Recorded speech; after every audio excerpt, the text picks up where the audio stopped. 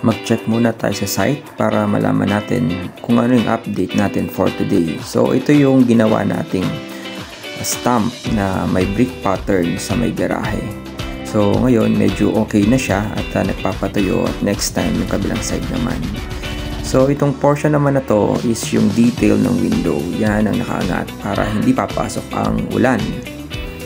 Meron na rin tayong naka-plaster dito sa portion na to. Ito yung opening natin na ginawa papunta sa living area.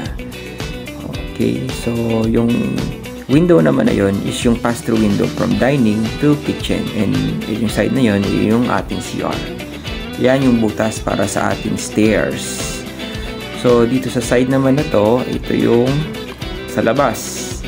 So kung makikita natin, meron na tayong canopy na linagay dyan. So nakabuhos yan, at syempre dapat binabakalan yan bago natin buhusan para sure na hindi magbibitak yan. So may beam din tayo sa baba to support yung weight na yon. See you!